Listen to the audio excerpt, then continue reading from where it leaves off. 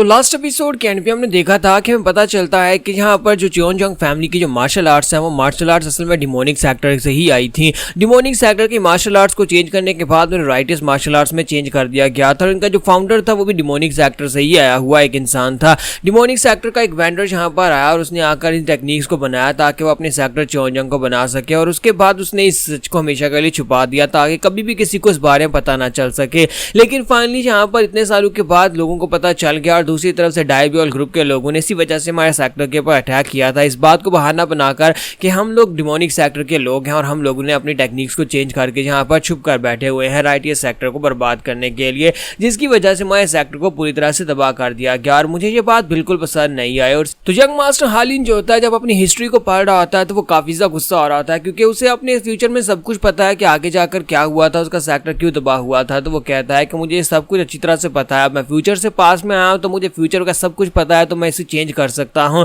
मुझे पता है कि यहाँ पर इसे कैसे चेंज करना है, मुझे ये भी पता है कि अपनी मार्शल आर्ट्स को कैसे कंप्लीट करना है, मैं इसे यहाँ पर कंप्लीट कर सकता हूँ डिमोनिक आर्ट्स के बिना भी। तो इसी के साथ ही वो अपने फादर के पास जाता है, जाकर उनसे कहता है कि फादर मैं यहाँ पर से जीगाल फैमिली की तरफ जाना चाहता हूँ। तो फादर कहता है कि ये क्या हो गया हालिन, तुम अचानक से जीगाल फैमिली में क्यों जाना चाहते हो। तो हमारा यंग मास्टर जो होता है उन लोगों से कहता है कि मुझे लगता है कि मैंने ट्रेनिंग से काफी कुछ हासिल किया और मुझे लगता है कि फाइनली वक्त आ चुका है कि मैं जाऊं और जीगाल फैमिली के लोगों को जाकर रिस्पेक्ट दूं। और वैसे भी आपको तो याद ही होगा ना कि मेरे पैदा होने से पहले से आपने यहाँ पर मुझे अपने दोस्त के साथ वादा किया था कि आप मेरी शादी जीगाल फैमिली में करने वाले हैं। तो फादर उसे कहता है कि हाँ ये बात तो वाकई में सच है, अभी तुम अपनी माँ के पेट में थे उसी वक्त मैंने जीगाल फैमिली के अपने एक दोस्त एल्डर के साथ वादा किया था कि मैं उनकी बेटी के साथ तुम्हारी शादी करूंगा। साथ ही फादर कहता है कि मुझे उस लड़की का नाम याद नहीं आ रहा, पता नहीं उस लड़की का नाम क्या था, हाँ मेरे ख्याल में चियोंग जियोंग था और मैंने सुना है कि वो लड़की जो है बहुत ज्यादा खूबसूरत है। इस वक्त वो लड़की जो है इस वक्त काफी ज्यादा खूबसूरत हो चुकी है और मेरे ख्याल में उसकी शादी की उम्र भी हो चुकी है क्योंकि उस वक्त वो भी पैदा होने वाली थी और तुम भी पैदा होने वाले थे, इसी वजह से हमने तुम दोनों की शादी की बात की थी। लेकिन क्या तुम वाकई में यहाँ पर इतने बड़े हो चुके हो कि तुम अभी अपनी शादी के लिए जीगाल फैमिली में चले जाओ, क्या तुम्हें नहीं लगता कि तुम्हें अभी यहाँ पर पहले अपने पैरों पर खड़ा होना चाहिए। तो मदर भी उसे कहते हैं कोई बात नहीं, मुझे लगता है कि इसे जाने देना चाहिए। तो फादर उससे पूछते हैं बताओ फिर तुम कब जाने वाले हो। तो साथ ही मदर उससे कहते हैं लेकिन ये रास्ता काफी ज्यादा लंबा होने वाला है, कि आप वाकई में यहाँ पर अपने बच्चे को अकेला वहाँ पर भेजेंगे। मुझे पता है कि ये बड़ा हो चुका है लेकिन इसके बावजूद हमें यहाँ पर इसकी सिक्योरिटी के ऊपर ध्यान देना चाहिए क्योंकि इसे यहाँ पर अकेले नहीं भेजना चाहिए। तो फादर उसे कहते हैं कि हाँ क्यों नहीं, मैं यहाँ पर अपने बच्चे को अकेला तो बिल्कुल भी नहीं भेजने वाला। जब मैं इसकी एज का था तब मैं भी यहाँ पर इस तरह की बहुत सारी बेवकूफ़ियाँ की थी, तब मैं भी यहाँ पर बहुत सारी फैमिलीज को विजिट करने के लिए जाता रहा हूँ, इसलिए मुझे लगता है कि इसे जाना चाहिए।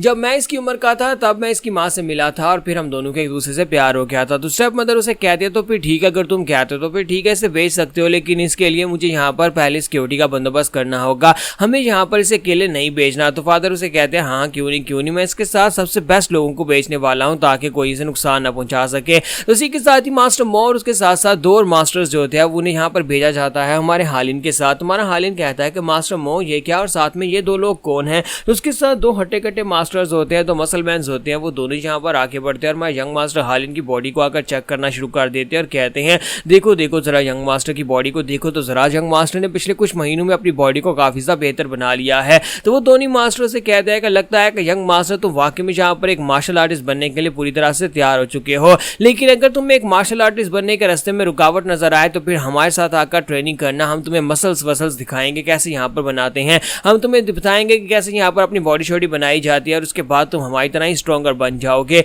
तो हमारा हालिन कहता है कहीं तुम लोग ट्विन ब्लेड्स तो नहीं हो, मुझे लगता है कि वाकई में तुम लोग ट्विन ब्लेड्स हो, फादर ने तुम लोगों को यहाँ पर मेरी सुरक्षा के लिए भेजा है। तो वो दोनों कहते हैं कि हाँ बिल्कुल हम लोग तुम्हारी सुरक्षा के लिए यहाँ पर आए हैं। तो यंग मास्टर हम लोग सेफली तुम्हें जीगाल फैमिली में लेकर जाएंगे और वहां पर से हम लोग सेफली तुम्हें घर वापस लेकर आने वाले हैं, इसलिए तुम्हें यहाँ पर परेशान होने की जरूरत नहीं है। मास्टर क्रिम्सन स्वॉर्ड और साथ में हम दोनों तुम्हारी सुरक्षा का पूरा ध्यान रखेंगे और रास्ते में चाहो तो तुम हमारे साथ ट्रेनिंग भी कर सकते हो। तो यंग मास्टर हालिन हमें यहाँ पर इन दोनों मास्टर्स के बारे में बताता है कि हालांकि इनकी बॉडीज काफी ज्यादा बल्कि और काफी ज्यादा स्ट्रॉन्ग टाइप की हैं और ऐसे लगता है जैसे बॉडी बिल्डर्स हैं, लेकिन असल में ये लोग तलवार चलाने के माहिर हैं। इन दोनों को ही गोस्ट ब्लेड्स का टाइटल दिया गया है, दोनों ट्विन ब्रदर्स हैं और दोनों यहाँ पर काफी ज्यादा बेहतर भी हैं, दोनों की टेक्निक्स भी काफी ज्यादा कमाल की हैं। तुम्हारा यंग मास्टर हालिन उन लोगों से कहता है कि यहाँ पर रास्ते का तयन मैं करूंगा, मैं यहाँ पर फैसला करूंगा कि मैं कौन से रास्ते से आगे बढ़ना है और तुम लोग यहाँ पर चुपचाप बिना किसी कंप्लेन के मेरी बात को मानोगे। उम्मीद करता हूँ कि तुम्हें यहाँ पर इस बात से कोई दिक्कत नहीं होगी। तो वो लोग उसकी बात सुनने के बाद कहते हैं हाँ क्यों नहीं यंग मास्टर, हमें इस बात से कोई दिक्कत नहीं है, आप जैसे चाहें वैसे हमें अपने साथ लेकर जा सकते हैं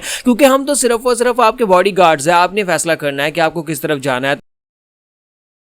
तो इसी के साथ हमारा हालिन जो होता है जब जाने लगता है तो उसकी बहन जो होती है वहाँ पर रो रही होती है और उसे कहती है कि हालिन मैं भी तुम्हारे साथ आना चाहती हूँ। तो वो उसे कहता है कि सियोलैन तुम्हें यहाँ पर मेरे साथ नहीं आना, क्योंकि मैं यहाँ पर मैं तुम्हारे लिए कुछ खास लेकर आऊँगा, फिलहाल के तुम यहीं पर रुको, तुम मेरे साथ नहीं जा सकती। मैं तुमसे वादा करता हूँ कि आने वाले यंग फेस्टिवल में मैं तुम्हें अपने साथ लेकर जाऊँगा और हम लोग खूब सारी शॉपिंग भी करेंगे। तो वो उसे कहते हैं कि वाकई में? तो वो कहता है हाँ हाँ क्यों नहीं मेरी प्यारी बहन, मैं जल्दी से वापस आऊँगा और उसके बाद हम लोग यंग फेस्टिवल में जाएंगे। तो मदर और फादर भी काफी ज्यादा खुश होते हैं। फिर साथ ही वो आगे बढ़ता है, गीजुन से कहता है, गीजुन उम्मीद करता हूं कि जब मैं यहाँ पर नहीं होऊंगा तुम पीछे से अपनी बहन और मदर और फादर की रक्षा करोगे। अब क्योंकि तुम यहाँ पर फैमिली में मेरे बाद सबसे बड़े हो तो तुम्हारा जो फर्ज बनता है कि इस फैमिली की रक्षा करना, क्या तुम ऐसा कर सकते हो? तो गीजुन जो होता है वो काफी ज्यादा हैरान होता है और कहता है कि मेरा भाई तो पहले से काफी ज्यादा मेच्योर हो गया है, ये काफी ज्यादा बदल गया है, पहले तो कभी मुझसे इस तरह से बात नहीं करता था। तो गीजुन उसे कहता है हाँ क्यों नहीं बड़े भाई, चाहे कुछ भी हो जाए मैं यहाँ पर अपनी फैमिली की सुरक्षा का पूरा ध्यान रखूंगा। फिर साथ ही मदर और फादर से कहते हैं तो फिर ठीक है, उम्मीद करता हूँ कि आप लोग मेरे लिए दुआ करेंगे कि मैं जिस काम के लिए जा रहा हूँ वो काम हो जाए।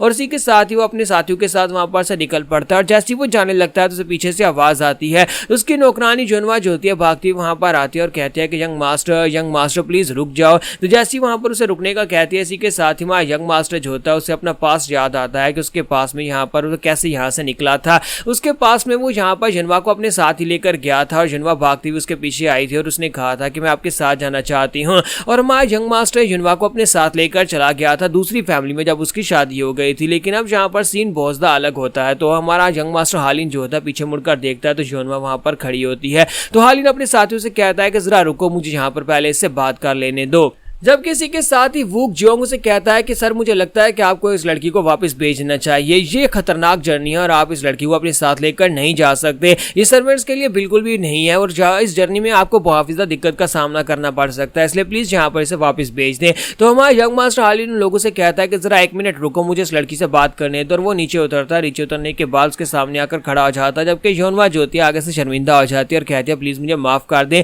लेकिन वहाँ हालिन उसे गले से लगा लेता है और कहता है कि प्लीज यहाँ पर रोना बंद करो। जैसे वो उसे गले से लगाता है तो वो खुद भी काफी हैरान हो जाती है और बाकी के सभी लोग भी हैरान होकर देख रहे होते हैं कि अब अचानक से ये क्या हो गया, इसने यहाँ पर एक नौकरानी को गले से लगा लिया है। तो वहाँ हालिन उसे कहता है कि तुम हमेशा मेरे साथ खड़ी रही और आगे भी तुम हमेशा मेरे साथ खड़ी रहोगी, मुझे तुम्हारी वफादारी के ऊपर कोई शक नहीं है, लेकिन ये खतरनाक जर्नी है मैं तुम्हें अपने साथ लेकर नहीं जा सकता। तो जोनमा क्या तुम यहाँ पर रुककर मेरा इंतजार कर सकती हो? मैं जल्दी से वापस आ जाऊंगा, प्लीज यहाँ पर मेरा वेट करना, मैं तुम्हें यहाँ पर किसी भी खतरे में नहीं डाल सकता क्योंकि तुम मेरी फैमिली की तरह हो और मैं अपनी फैमिली को खतरे में नहीं डालूंगा। तो जब वो यहाँ पर उसे ये वाली बातें करता है तो हमारी जोनवा भी काफी ज्यादा खुश हो जाती है और कहती है कि वाकई में आपकी फैमिली की तरह हूँ। तो वो उसे कहता है कि हाँ क्यों नहीं, तुम मेरी फैमिली की तरह हो, तो प्लीज यहाँ पर रहकर मदर फादर गीजुन और सियोलैन उन सभी लोगों का ध्यान रखना। अगर तुम यहाँ पर उनका ध्यान रखोगी तो इसका मतलब यह है कि मैं इस बात से खुश हूँ। तो मैं इसके साथ ही जोनवा भी काफी ज्यादा खुश हो जाती है और कहती है हाँ क्यों नहीं, मैं यहाँ पर रुककर उन सभी लोगों का ध्यान रखूंगी, लेकिन प्लीज जल्दी से वापस आ जाना। तो यहाँ पर हमारी एपिसोड 07 का एंड करेंगे और नेक्स्ट एपिसोड में देखेंगे